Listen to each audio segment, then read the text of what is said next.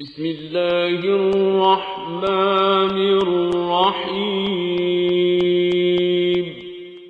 وَلَقَدْ يَسَّرْنَا الْقُرْآنَ لِلذِّكْرِ فَهَلْ مِن مُدَّكِرٍ۔ السلام علیکم ورحمۃ اللہ۔ الحمدللہ وکفا وسلام علی عبادہ الذین اصطفیٰ، اما بعد فاعوذ باللہ من الشیطان الرجیم، بسم اللہ الرحمن الرحیم۔ وما تفرقوا الا من بعد ما جاءهم العلم بغیا بینہم ولولا کلمۃ سبقت من ربک الی اجل مسمى لقضی بینہم وان الذین اورثوا الکتاب من بعدہم لفی شک منہ مریب۔ سورہ شورى کی آیت 14 سے آج ہم نے آغاز کیا ہے۔ لوگوں میں جو تفرقہ رونما ہوا وہ اس کے بعد ہوا کہ ان کے پاس علم آ چکا تھا، اور اس بنا پر ہوا کہ وہ آپس میں ایک دوسرے پر زیادتی کرنا چاہتے تھے۔ اگر تمہارا رب پہلے یہ فرما نہ چکا ہوتا کہ ایک وقت مقرر تک فیصلہ ملتوی رکھا جائے گا تو ان کا قضیہ چکا دیے جاتا۔ اور حقیقت یہ ہے کہ اگلوں کے بعد جو لوگ کتاب کے وارث بنائے گئے وہ اس کی طرف سے بڑے اضطراب انگیز شک میں پڑے ہوئے ہیں۔ اللہ رب العالمین نے پہلے انسان کو پورے علم اور روشنی کے ساتھ دنیا میں بھیجا، یعنی آدم علیہ السلام کو پوری ہدایات کے ساتھ بھیجا، اور وقتاً فوقتاً ہدایات اللہ تعالیٰ کی طرف سے آتی رہی۔ جب جب لوگوں نے ان ہدایات کو ضائع کر دیا اور انہیں بھلا دیا تو اللہ تعالیٰ کی طرف سے انبیاء بھیجے گئے، رسول بھیجے گئے، جنہوں نے آ کر ان تعلیمات کو اثر نو تازہ کر دیا اور انہیں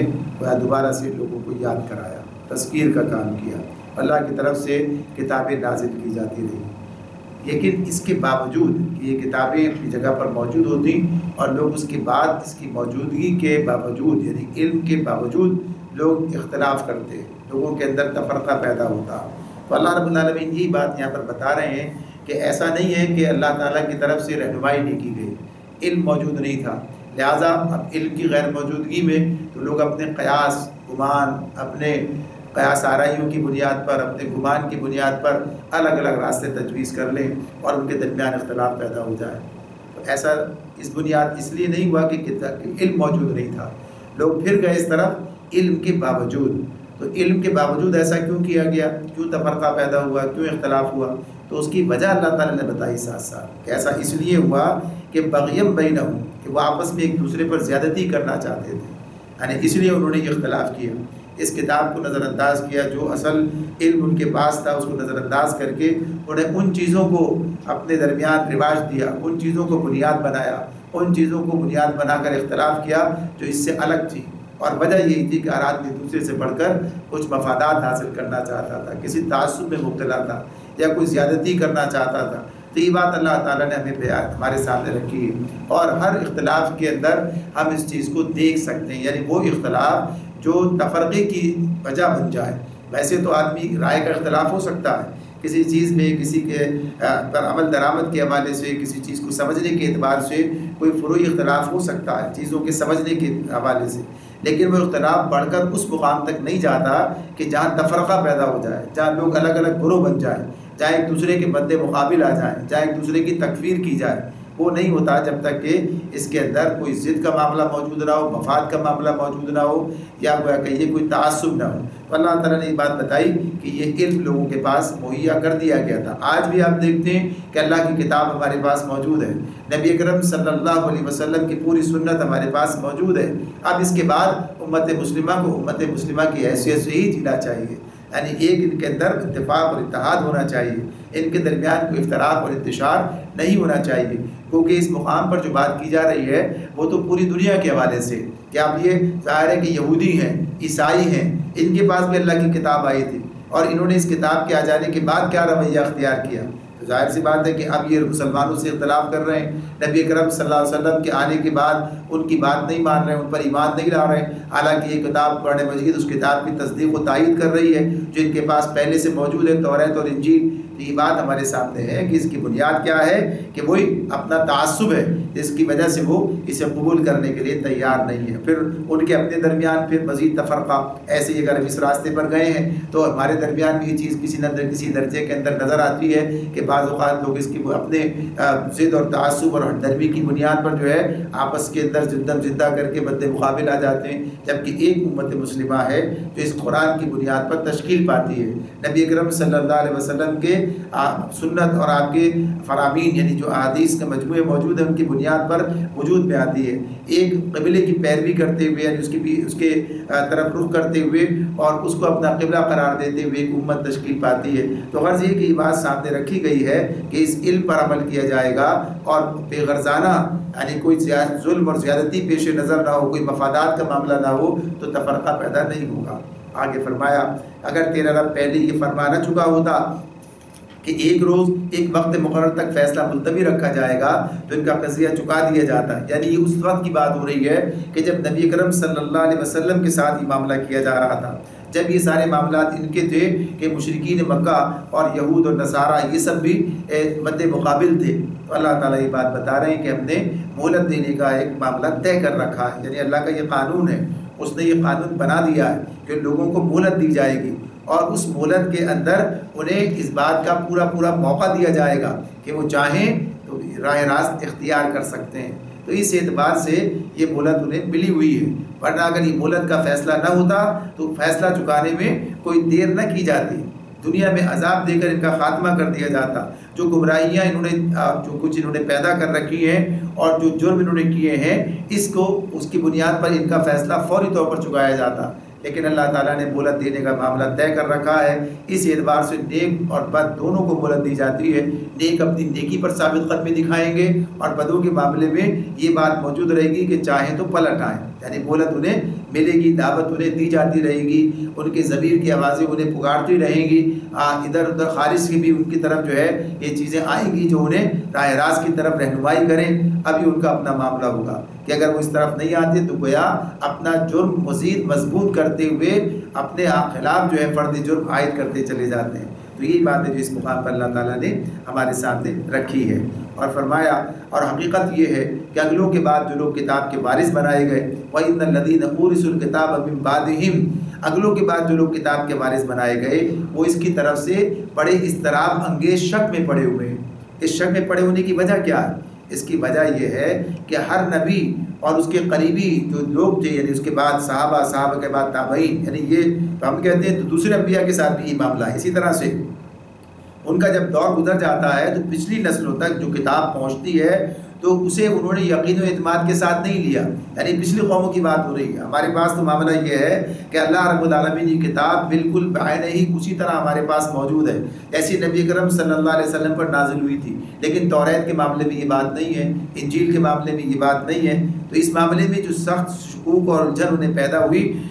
وہ اسی بنیاد پر تھی کہ وہ کتاب اصل حالت میں ان کے پاس نہیں پہنچی، بلکہ اس کے اندر بہت سی ترامیم ہو چکی تھی، اس کے اندر بہت سی چیزیں شامل کر دی گئی تھیں، اس کے تراجم اس طرح سے شائع ہوئے، اس طرح سے کہ بس وہی جو ہے رہ گئے اور اصل متن جو ہے وہ غائب ہو گیا۔ اسی لیے قرآن مجید کا متن جو ہے وہ بھی ساتھ رکھا جاتا ہے تاکہ متن جو ہے اپنی جگہ موجود رہے۔ تراجم کی ضرورت تو ان لوگوں کے لیے پڑتی ہے جو اہل زبان نہیں ہے، تاکہ وہ بھی سمجھے کتاب کو۔ تو یہ ایک ضرورت ہے جو بہرحال تراجم کے ذریعے سے پوری کی جاتی ہے، لیکن تفسیر کے ذریعے سے عام لوگوں تک دین کی سمجھ جو ہے منتقل کرنے کا، احکام قرآن کو بیان کرنے کا کام کیا جاتا ہے۔ لیکن یہ چیزیں الگ ہوتی ہیں، قرآن کا متن اپنی جگہ پر الگ موجود ہے تاکہ کوئی اختلاف ہو تو متن کی طرف رجوع کیا جا سکتا ہے۔ آج وہ اصل کتاب توریت اور انجیل ان کے پاس موجود نہیں ہے کہ جس کی بنیاد پر یہ اپنے معاملات کو جو ہے طے کر سکیں، زیادہ شک میں پڑے ہوئے ہیں۔ اس کے اندر جو ہے اس طرح کی صورتحال بن گئی ہے، اضطراب انگیز شک کی بات اللہ نے بتائی ہے کہ ان کے پاس کوئی اس کی سند نہیں ہے، انہوں نے ساری ہماری تاریخی سند بھی ضائع کر دی اور سارا جو اصل کتاب تھی وہ بھی ضائع کر دی. پھر ان کے اکابر نے وقتاً فوقتاً مذہب، الہیات، فلسفہ، قانون، طبیعیات، نفسیات اور اجتماعیات کی ایسی بحثیں چھیڑی اور ایسے نظام فکر بنا ڈالے جن کی بھول بھلائیوں میں پھنس کر لوگوں کے لیے طے کرنا محال ہو گیا کہ ان پیچیدہ راستوں میں حق کی سیدھی راہ کون سی ہے، حق کی سیدھی راہ کون سی ہے. ہمیں اس کا احساس ہونا چاہیے کہ اللہ تعالیٰ نے یہ فضل ہم پر کیا، یہ احسان ہم پر ہوا، اور صحابہ کرام نے اور ان کے بعد آنے والے لوگوں نے، علماء نے کس طریقے سے دین کی حفاظت کر کے اسے ہم تک منتقل کیا. یہ بات تو اپنی جگہ کہ اللہ تعالیٰ اس سب چیزوں کا ضامن تھا، اس کتاب کی حفاظت کی ذمہ داری اس نے لے رکھی ہے تاکہ آگے آنے والی دنیا تک کسی رسول کتاب کی ضرورت باقی نہ رہے اور یہی امت اس کام کو انجام دے. لیکن ظاہر ہے اس کے اندر جو ذریعہ ہیں وہی افراد ہیں، وہی لوگ ہیں، وہی علماء ہیں کہ جنہوں نے اس کام کو انجام دیا. تو بہرحال یہ اللہ کا فضل ہے کہ آج دین بالکل اپنی صحیح درست حالت میں ہمارے پاس موجود ہے. شرط یہ کہ ہم اس کی طرف رجوع کریں. آج اگر ہمارے درمیان اختلاف کوئی موجود ہوتا ہے، کوئی فروعات کے اندر لوگ مبتلا ہو جاتے ہیں یا اس کی بنیاد پر کوئی اس طرح کی کیفیت پیدا ہو جاتی ہے کہ وہ اختلاف بڑھ کر کسی کشیدگی کی صورت اختیار کر جائے، تو اس کی وجہ یہی ہے کہ اصل مصادر تک رجوع نہیں کرتے. یعنی موجود ہیں فیصلے، چیزیں موجود اللہ تعالیٰ نے ہمارے سامنے رکھی ہیں کہ ہم وہاں سے معاملات کو اپنے دیکھ سکتے ہیں، صاف شارع ہمارے پاس موجود ہے. تو ان کے ساتھ معاملہ اس طرح کا ہوا. پھر اللہ تعالیٰ فرماتے ہیں فَلِذَلِكَ فَادْعُ وَاسْتَقِمْ كَمَا أُمِرْتَ وَلَا تَتَّبِعْ أَهْوَاءَهُمْ وَقُلْ آمَنْتُ بِمَا أَنزَلَ اللَّهُ مِنْ كِتَابٍ وَأُمِرْتُ لِأَعْدِلَ بَيْنَكُمْ اللَّهُ رَبُّنَا وَرَبُّكُمْ لَنَا أَعْمَالُنَا وَلَكُمْ أَعْمَالُكُمْ لَا حُجَّةَ بَيْنَنَا وَبَيْنَكُمْ اللَّهُ يَجْمَعُ بَيْنَنَا وَإِلَيْهِ الْمَصِيرُ. اب جب کہ یہ صورتحال موجود ہے، اب نبی صلی اللہ علیہ وسلم سے اللہ تعالیٰ فرما رہے ہیں فَلِذَالِكَ چونکہ یہ حالت پیدا ہو چکی ہے، اس لیے اب نبی کریم صلی اللہ علیہ وسلم سے اللہ تعالیٰ کہتے ہیں کہ اب تم اسی دین کی طرف دعوت دو اور جس طرح تمہیں حکم دیا گیا ہے اس پر مضبوطی کے ساتھ قائم ہو جاؤ اور ان لوگوں کی خواہشات کا اتباع نہ کرو اور ان سے کہہ دو کہ اللہ نے جو کتاب بھی نازل کی ہے میں اس پر ایمان لایا، مجھے حکم دیا گیا ہے کہ میں تمہارے درمیان انصاف کروں، اللہ ہی ہمارا رب بھی ہے اور تمہارا رب بھی، ہمارے اعمال ہمارے لیے ہیں اور تمہارے اعمال تمہارے لیے، ہمارے اور تمہارے درمیان کوئی جھگڑا نہیں ہے، اللہ ایک روز ہم سب کو جمع کرے گا اور اسی کی طرف سب کو جانا ہے. یعنی پچھلی امتوں کی حال بیان کرنے کے بعد اب نبی کریم صلی اللہ علیہ وسلم کو یہ بتایا جا رہا ہے کہ اب چونکہ یہ صورتحال اب ان کے پاس تو کچھ نہیں ہے، تو اب آپ انہیں بہرحال دعوت دیں اسی دین کی جو دین اللہ تعالیٰ نے آپ کو عطا فرمایا. اور انبیاء کا کام یہی جیسے عرض کیا گیا کہ آگے ان معاملات کو ٹھیک کرتے، لوگوں کو اس گمراہی سے نکالنے کی کوشش کرتے اور ان کے سامنے دین کا صحیح علم رکھتے، کتاب الہی اللہ کی طرف سے نازل ہوتی اسے سناتے. تو یہاں پر یہی بات بتائی جا رہی ہے کہ آپ اپنا کام جاری رکھیے. اب یہ دین ہے جو اصل دین ہے، جو اللہ تعالیٰ کا طرف سے پیغام ہے، جو اللہ نے جو نظام دیا ہے، جو ہدایات ہیں، جو دعوت ہے، وہ اسی دین کی طرف ہے. اس لیے کہ اب کسی کے پاس دین اصلی حالت میں موجود ہی نہیں ہے. ایک بات تو یہ اپنی جگہ پر رہتی ہے کہ جب کوئی رسول آ جاتا ہے تو اس کے آ جانے کے بعد اب جو کچھ وہ پیش کر رہا ہے، اب جو شریعت وہ لے کر آیا ہے، اب وہی قابل عمل ہوتی ہے. پچھلی کوئی چیزیں جو ہیں وہ اس کے اندر ضم ہو چکی ہوتی ہیں. اب وہ چیزیں اس طرح اس حیثیت میں باقی نہیں رہتی کہ جو دل چاہے اس پر عمل کرے، جو دل چاہے اس پر عمل کرے، بلکہ اب تو یہی دین کا اصل جو اس وقت کا ایڈیشن، اس وقت جو چیز پیش کی جا رہی ہے رسول کے ذریعے سے، اور رسول آتا ہی اس وقت ہے کہ جب وہ چیزیں اس طرح موجود نہیں ہوتی، قابل عمل نہیں رہتی، یعنی لوگوں نے انہیں ضائع کر دیا ہوتا ہے، سارے کام خراب ہو چکے ہوتے ہیں، تو اس لیے رسول آیا کرتا ہے. تو رسول کے آنے کا مطلب یہ ہوتا ہے کہ اب پچھلا جو ہے ضائع کیا جا چکا ہے، لوگ اس پر موجود ہی نہیں ہیں. اب یہی دین ہے جو اللہ تعالیٰ کی طرف سے موجود ہے، اب اسی کو سند حاصل ہے، اب یہی ہے جو درست حالت کے اندر موجود ہے. تو بتایا جا رہا ہے کہ آپ دعوت دیجئے، اپنا کام جاری رکھیے اور پھر خود ذاتی طور پر اس پر مضبوطی کے ساتھ فاستقم کما امرت، یعنی جو حکم دیا گیا ہے اللہ تعالیٰ کی طرف سے مل رہا ہے اس دین کے حوالے سے، اب آپ اس دین پر مضبوطی کے ساتھ قائم ہو جائیے. اور پھر جو کہا وَلَا تَتَّبِعْ أَهْوَاءَهُمْ، اور ان لوگوں کی خواہشات کا اتباع نہ کرو. یعنی خواہشات کیا ہیں؟ یہ لوگ خواہشات ان کے پاس جہاں علم، ایک تو دو چیزیں ہوتی ہیں، ایک علم ہے اور ایک گمان ہے یا خواہش ہے. خواہش بھی آدمی جو چاہتا ہے وہ بیان کر رہا ہوتا ہے. تو علم جو اللہ تعالیٰ کی طرف سے آ چکا ہے، اب اس پر کوئی سمجھوتا نہیں ہو سکتا.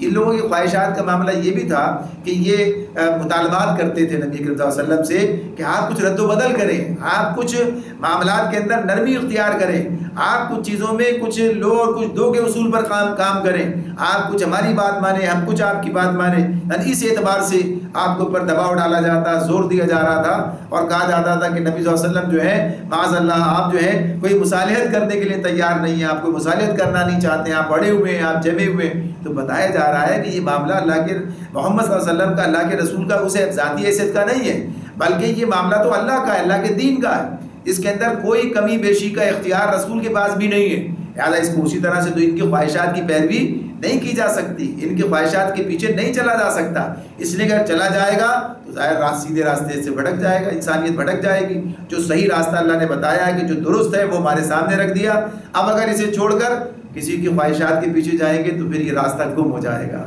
تو اس اعتبار سے کہہ دیا گیا کہ اس طرح نہیں، اب جس کا دل چاہے سیدھی طرح سے اس پورے دین کو تسلیم کرے، مان لے، اور جس کا دل چاہے اس کا انکار کر دے، مرضی ہے، لیکن اللہ کا دین لوگوں کی خاطر بدلا نہیں جائے گا، اس میں رد و بدل نہیں کیا جائے گا، اس میں ترمیم نہیں کی جائے گی، جیسا ہے جس طرح ہے پورا کا پورا اسی طرح قبول کرنا ہے۔ اور جو لوگ دین کے اندر حصے بکھرے کرتے ہیں، اس کے اندر کمی بیشی کرتے ہیں، اس لیے سخت مذمت کی ان کی اس اعتبار سے کہ جو دین کا حلیہ بگاڑ دیں، کسی چاہے کتنا ہی اپنے خیال میں ذاتی طور پر اپنے وہ کچھ نیک نیتی کی بات کر رہے ہوں، لیکن وہ نیک نیتی نہیں ہے، نیک نیتی یہی ہے کہ جیسے اللہ نے دیا ویسے ہی کریں، بندہ بن کر رہے، خود اس مقام پر نہ چلا جائے کہ اللہ کے دین میں جو ہے کوئی رد و بدل کرنے لگے۔ جب رسول نے یہ کام نہیں کیا تو کسی اور کی کیا حیثیت ہے؟ تو یہ بات بتا دی گئی، کسی کی خواہشات کی پیروی نہیں کی جائے گی، چاہے پیچھے کوئی کیسی دلائل کیوں نہ دیے جا رہے ہوں۔ اور پھر کہہ دیا گیا کہ آپ یہ کہہ دیجئے کہ میں تو ہر اس کتاب پر ایمان لایا ہوں جو اللہ نے نازل کی ہے، یعنی ہم سارے رسولوں پر ایمان لاتے ہیں اور ساری کتابوں پر ایمان لاتے ہیں، ہمارا کسی کے ساتھ کوئی یہ تفرقے کا معاملہ نہیں کہ اس کو مانیں گے، اس کو نہیں مانیں گے، اس پر ایمان لائیں گے، اس پر نہیں لائیں گے، یہ بات بھی بہت دفعہ سامنے آ چکی ہے۔ اور آگے فرمایا مجھے حکم دیا گیا ہے وَأُمِرْتُ لِأَعْدِلَ بَيْنَكُمْ وَأُمِرْتُ لِأَعْدِلَ بَيْنَكُمْ، حکم دیا گیا کہ تمہارے درمیان عدل کروں۔ تو اس بات کے کہ یہ جو حکم دیا گیا ہے اس کے کئی پہلو ہیں، یعنی ایک بات تو یہ کہ میں ان ساری گروہ بندیوں سے الگ رہ کر بے لاگ انصاف پسندی اختیار کرنے پر مامور ہوں، میرا یہ کام نہیں ہے کہ کسی گروہ کے حق میں اور کسی کے خلاف تعصب برتوں، جیسے یہ کر رہے تھے، یعنی جو یہودی ہیں ان کے لیے الگ معاملہ ہے، جو غیر یہودی ہیں ان کے لیے الگ معاملہ ہے، جو عجم ہے جو عرب ہے، یعنی یہ سب چیزیں، تو کہا میرا کام یہ نہیں ہے، میرا سب انسانوں کے ساتھ میرا تعلق یکساں نوعیت کا ہے، اور وہ کیا ہے؟ وہ عدل اور انصاف کا تعلق ہے، جس کی جو بات حق ہے میں اس کا ساتھی ہوں، خواہ وہ کوئی غیر آدمی ہو، چاہے اپنا ہو، چاہے کوئی اس قبیلے کا یا کسی اور زبان کا بولنے والا ہو، اور جو بات حق کے خلاف ہے میں اس کا مخالف ہوں، چاہے کوئی بھی کر رہا ہو۔ تو اس معاملے میں ایسا نہیں کہ آپ نے اپنے خاندان اور برادری کا لحاظ رکھا، یعنی جس نے اس کو قبول کیا وہ آپ کا ساتھی بن گیا، جس نے اس کا انکار کیا وہ آپ سے الگ ہو گیا، یعنی اس کے ساتھ آپ نے وہ معاملہ تعلق اس طرح نہیں رکھا، یہ بات ہے۔ اور پھر اسی طرح سے یہ بات بھی ہے کہ عدل کی بات جو دوسرا مطلب اس کا یہ ہوگا کہ جس حق کو میں تمہارے سامنے پیش کر رہا ہوں، کرنے پر مامور ہوں، اس کے لیے بھی میں بھی کوئی امتیاز نہیں رکھتا، یعنی خود اپنی ذات کے لیے کچھ چیزیں حاصل کر لوں اپنے لیے یا کسی اور کے لیے، اس میں سب یکساں ہیں، اپنے بھی، غیر بھی، بڑے بھی، چھوٹے بھی، امیر بھی، غریب بھی، شریف بھی، اور جو بھی یعنی درجے کے لوگ ہوں سب کے لیے ایک ہی جیسے معاملہ ہے۔ ایسا نہیں کہ اس کا حقوق الگ ہے اس کے الگ ہیں،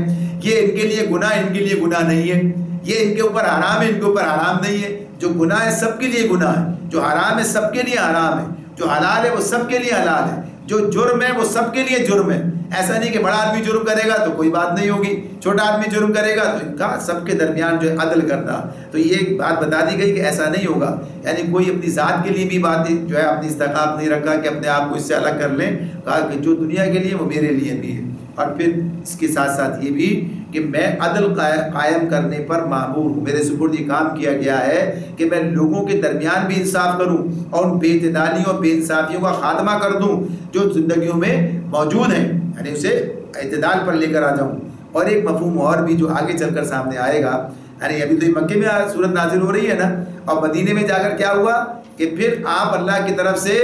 وہ ذمہ داری اس پر معمور کیے گئے کہ لوگوں کے درمیان فیصلہ کرنے والے بھی آپ ہیں، اب وہ قاضی اور جج کا منصب بھی آپ ہی کو حاصل ہو گیا، تو اس میں بھی عدل کرنا ہے، تو وہ جا کے مدینے میں بات ہوتی ہے۔ تو بہرحال یہ بات ہے کہ عدل کے ساتھ معاملات کرنے اللہ کا حکم ہے، اللہ ربنا و ربکم، اللہ میرا بھی رب ہے اور تمہارا بھی۔ اب یہاں گویا کہیے کہ بات کو ختم کیا جا رہا ہے، بات کو مکمل کیا جا رہا ہے، بات سمجھا دی گئی، مانتے ہو ٹھیک، نہیں مانتے تمہاری مرضی، لنا اعمالنا ولکم اعمالکم، ہمارے اعمال ہمارے لیے، تمہارے اعمال تمہارے لیے، لا حجت بیننا و بینکم، ہمارے تمہارے درمیان کوئی جھگڑا نہیں ہے۔ یعنی تو بات کہی جا رہی ہے لا حجت بیننا و بینکم، ہمارے اور تمہارے درمیان کوئی جھگڑا نہیں ہے۔ یعنی جھگڑا بھائی کوئی جائیداد کا جھگڑا ہے، کوئی مفادات کا جھگڑا ہے، کوئی اختیار کا جھگڑا، کوئی بھی چیز نہیں ہے۔ یعنی ہمارا عمل ہمارے لیے، ہمارا عمل کس بنیاد پر؟ ہم اپنی ذمہ داری سمجھتے ہوئے آخرت کو بنیاد بناتے اپنی ذمہ داری ادا کر رہے ہیں۔ آپ نہیں سمجھتے ٹھیک ہے، آپ کو اپنے عمل کا جواب دینا پڑے گا، اس کا خمیازہ بھگتنا پڑے گا۔ اور یہ جو بات ہے کہ ہم نے معقول دلائل سے بات سمجھا دی، اب کوئی جھگڑا نہیں ہے، اب نہیں مانتے نہ مانو، زبردستی تو ہے ہی نہیں۔ یہ کیا بات ہو رہی ہے؟ دین پر یعنی اسلام قبول کرنے نہ کرنے کی بات۔ جہاں تک اس کا تعلق ہے کہ لوگ پھر اسلام پر حملے کرنے لگیں یا فتنہ برپا کر دیں یا دنیا پر لوگوں پر اپنی حکمرانی، اپنی خدائی آقائی قائم کرنے کی کوشش کریں، تو اسلام ان کے مد مقابل آتا ہے۔ جب وہ اس حیثیت میں ہوتا ہے، جب اس مقام پر پہنچ جاتا ہے، اسلام سے مراد مسلمان جب اس حیثیت میں آتے ہیں، تو پھر وہ دنیا سے ظلم کا خاتمہ کرنے کے لیے اٹھتے ہیں۔ تو وہ لوگوں کو زبردستی مسلمان بنانے کے لیے نہیں اٹھتے، بلکہ اس لیے اٹھتے ہیں کہ لوگوں کو لوگوں کی غلامی سے نکال کر اللہ کی غلامی میں دیں اور فتنے کی اس حالت کو ختم کر دیں۔ یہ اس کی کیفیت ہے جو پہلے بیان ہو چکی ہے۔ تو اس میں یہ بات بتا دی گئی کہ ہمارے تمہارے درمیان کوئی جھگڑا نہیں، اللہ یجمع بیننا، اور بہرحال اللہ ایک روز ہم سب کو جمع کرے گا، وإلیہ المصیر، اسی کی طرف سب کو پلٹ کر جانا ہے۔ تو وہاں جا کے کیا ہوگا؟ وہیں صاف ہوگا، وہی معاملات سامنے آ جائیں گے، لہٰذا اس کا انتظار کرو۔ اور اس کے بعد فرمایا والذین یحاجون فی اللہ من بعد ما استجیب له حجتهم ضاحدۃ عند ربهم وعلیہم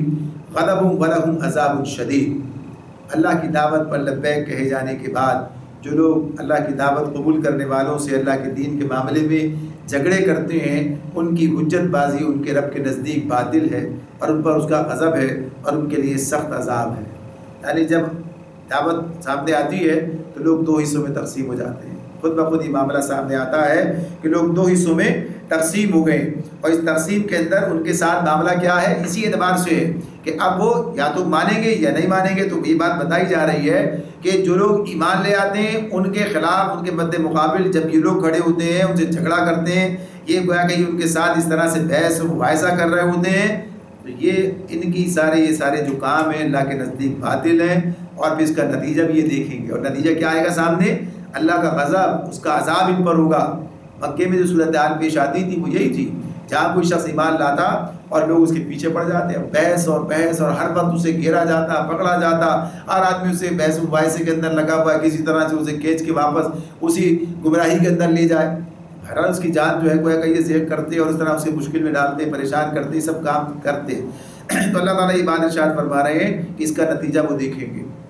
اللہ الذی انزل الکتاب بالحق والمیزان وما یدریک لعل الساعة قریب، وہ اللہ ہی ہے جس نے حق کے ساتھ یہ کتاب اور میزان نازل کی ہے، اور تمہیں کیا خبر کہ شاید فیصلے کی گھڑی قریب ہی آ لگی ہو۔ یہ بات بھی کئی مرتبہ سامنے آئی ہے اور آگے بھی ہمارے سامنے آئے گی کہ اللہ نے کتاب بھی نازل کی ہے حق کے ساتھ میزان بھی،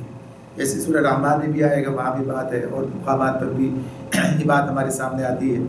تو اس میں اللہ تعالیٰ کبھی بینات کے عنوان سے، کبھی اس طرح سے، تو اس سے مراد کیا؟ میزان سے مراد اللہ کی شریعت ہے، جو ترازو کی طرح تول کر صحیح اور غلط اور حق اور باطل اور ظلم اور عدل، راستی اور ناراستی کا فرق واضح کر دیتی ہے۔ نبی اکرم صلی اللہ علیہ وسلم کے سے یہ کہلوایا جا رہا ہے کہ مجھے حکم دیا گیا ہے کہ میں تمہارے درمیان انصاف کروں۔ اب یہ بتا دیا گیا کہ انصاف کس طرح سے کیا جائے۔ اس کتاب اللہ تعالیٰ نے جو نازل کی ہے،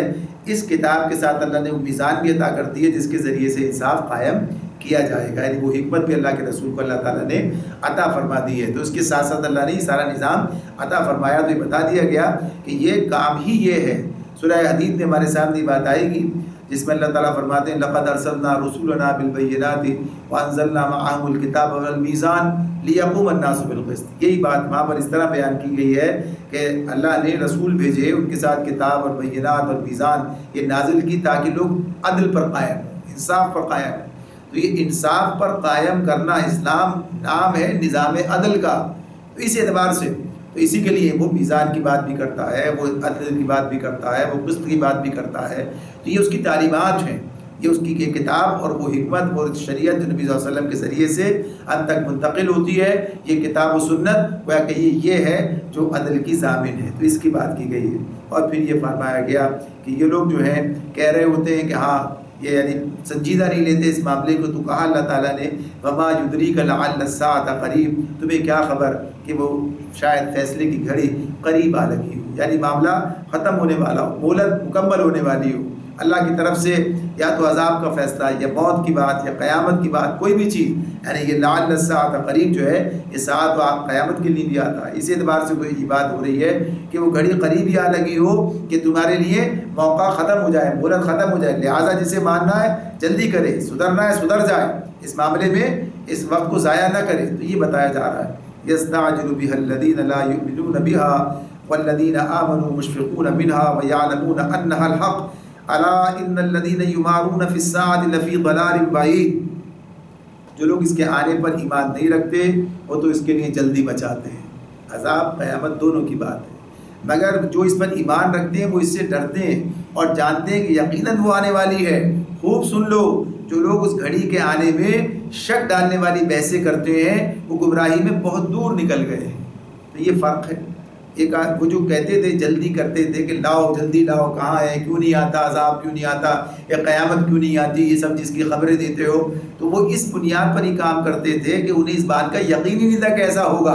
وہ سمجھتے تھے بس ایسے ہی کہہ رہے ہیں اور کچھ نہیں ہونا ہوا ہے، اور اتنے دن سے کچھ نہیں ہوا تو اب کیا ہوگا، یعنی یہ ان کا تصور تھا۔ تو یہاں پر یہ بات ہمارے سامنے رکھی جا رہی ہے، بتایا جا رہا ہے کہ یہ تو اس بنیاد پر ہے کہ یقین نہیں، لیکن جو لوگ ایمان رکھتے ہیں، جنہیں یقین ہے کہ ایسا وقت آنے والا ہے، یہ حساب کتاب کا وقت آئے گا، ایک دن خاتمہ ہو جائے گا اس دنیا کا، اور پھر وہ عالم آخرت ہوگا اور اس کے اندر حساب اور کتاب دنیا میں کیے گئے اعمال کا ہوگا، نتیجہ نکلے گا، تو وہ اس دن سے اندیشہ ناک ہوتے ہیں، وہ اس کے حوالے سے کہ یہ متفکر ہوتے ہیں، اس کی تیاری کرتے ہیں، فکر مند رہتے ہیں، اس کے بارے میں انہیں خوف لاحق رہتا ہے کل کیا ہونے والا ہے۔ تو یہ اللہ تعالیٰ بتا رہے ہیں کہ یہ دونوں کے درمیان فرق ہے۔ تو ہمیں سوچنا چاہیے کہ ہم اللہ پر ایمان رکھتے ہیں، آخرت پر ایمان رکھتے ہیں، جنت دوزخ پر ایمان رکھتے ہیں، حساب و کتاب پر ایمان رکھتے ہیں، لیکن اگر یہ ہمارے اندر کوئی تبدیلی نہیں لاتا یہ ایمان، ہم بھی بے فکر ہیں اس آخرت کے دن سے، اس حساب و کتاب سے، تو پھر سوچنا چاہیے ہم کہاں کھڑے ہیں۔ تو یہی بات ہے جس میں بتائی جا رہی ہے کہ بہرحال جو ایمان والے ہیں وہ اس کے حوالے سے بے فکر نہیں ہوتے، بلکہ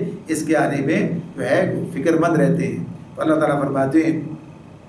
کہ مگر جو اس پر ایمان رکھتے ہیں وہ اس سے ڈرتے ہیں اور جانتے ہیں کہ یقیناً وہ آنے والی ہے۔ خوب سن لو، جو لوگ اس گھڑی کے آنے میں شک ڈالنے والی بحثیں کرتے ہیں وہ گمراہی میں بہت دور نکل گئے، وہ تو اسی میں پڑھیں، اسی میں پڑے رہیں گے، وقت آ جائے گا، وقت مہلت ان کے ہاتھ سے نکل جائے گی۔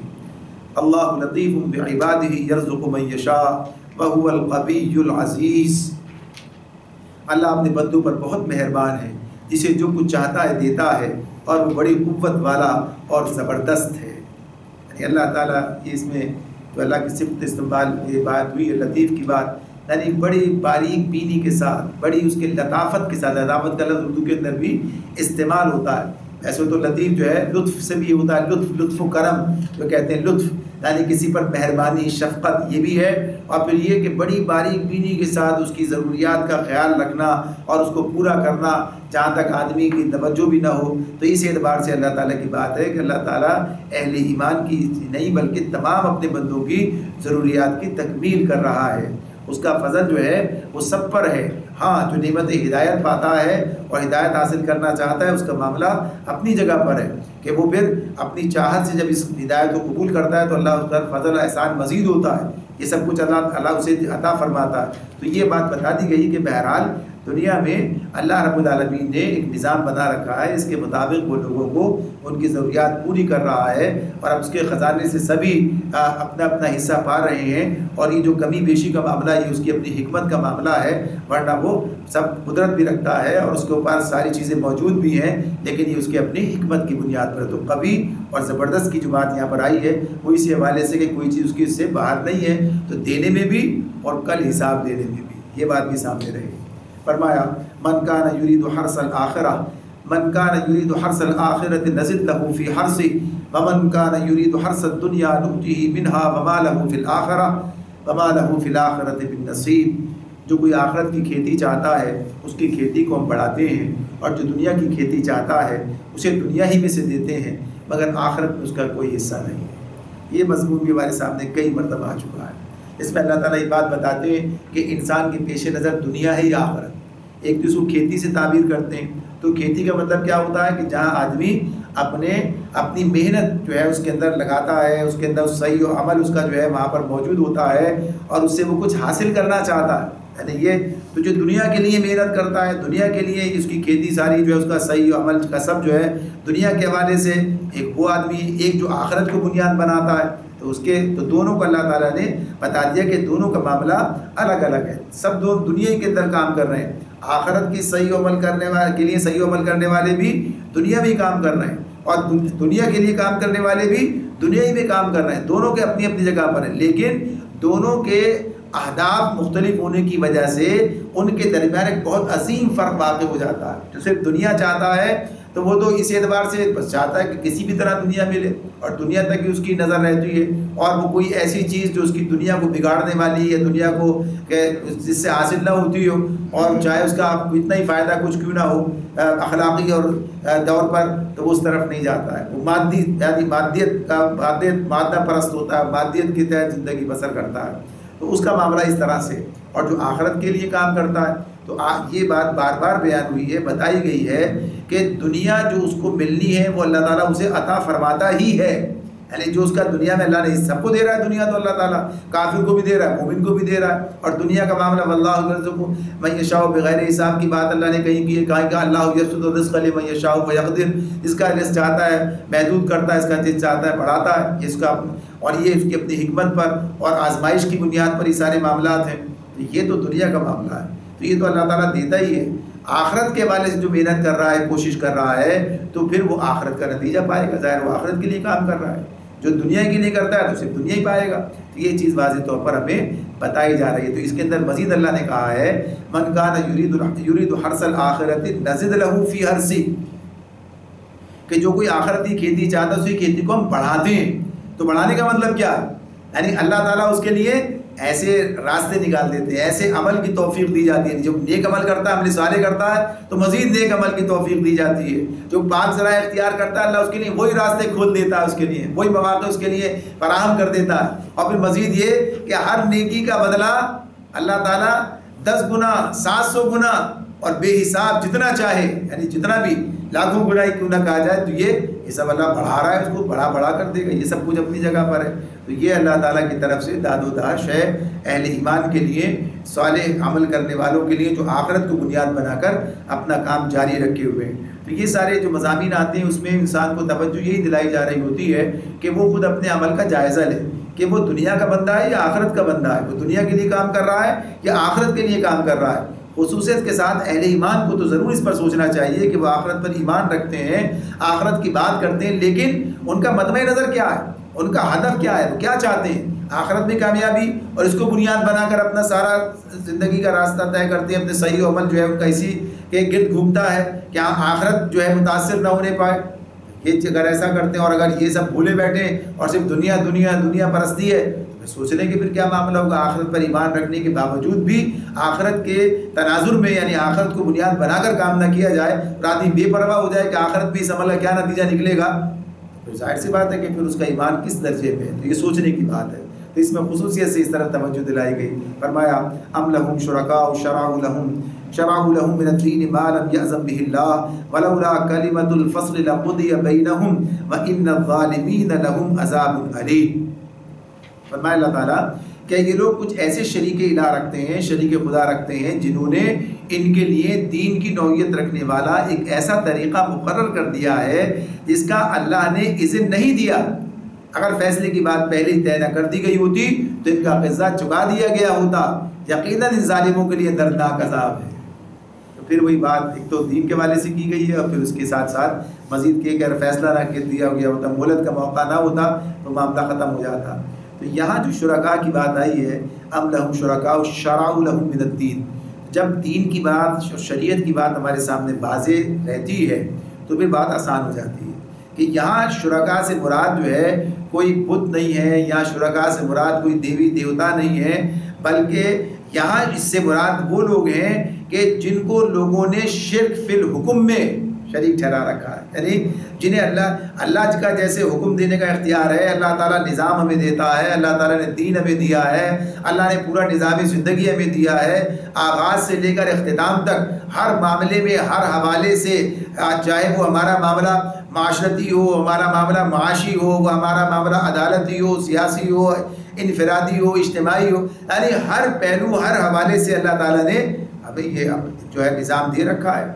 اگر عقائد کے اعتبار سے بھی ہمارے سامنے پوری بات واضح ہے، عمل کے میدان کے اندر بھی تمام چیزیں ہمارے پاس موجود ہیں، تو پھر اگر لوگ اس کو چھوڑ کر کسی اور کے سکھائے ہوئے افکار و عقائد و نظریات اور فلسفوں پر ایمان لے آئیں، ان کی دیوی قدروں کو تسلیم کریں، ان کے قوانین اور ضابطوں کو وہ مقام دے دیں جو اللہ کے دین کا مقام ہے، اسی طرح سے ان تمام مراسم اور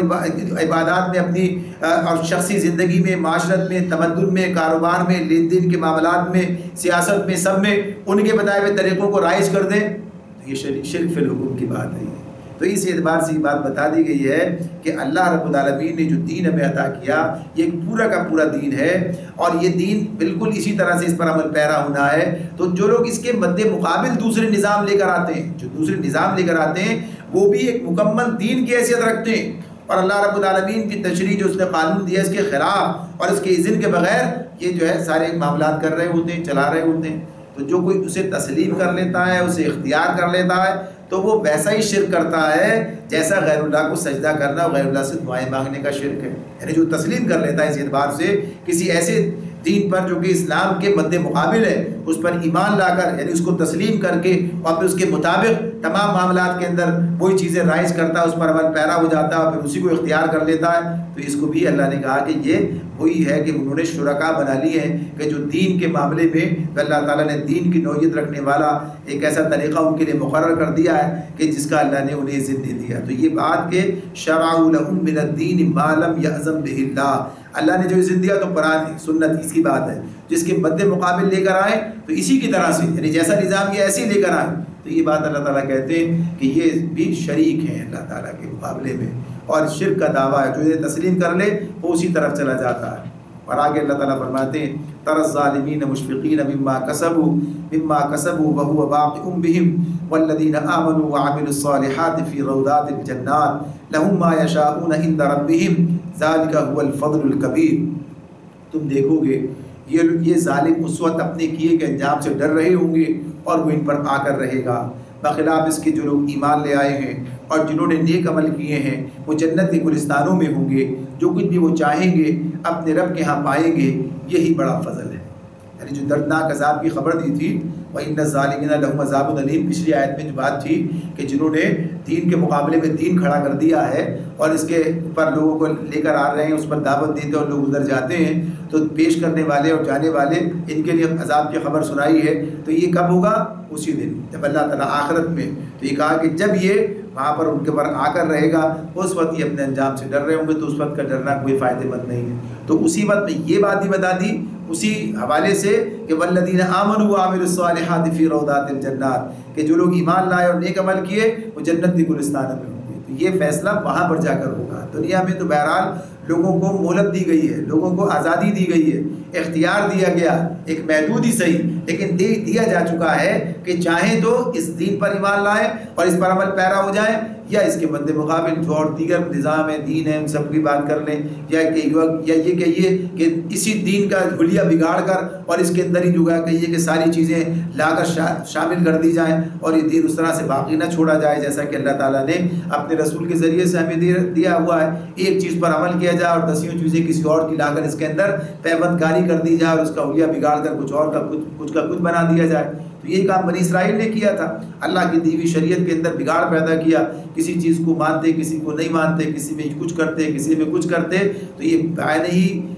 قرآن اللہ تعالیٰ نے جو دین ہمیں دیا اسی طرح سے جیسے کہ اللہ کی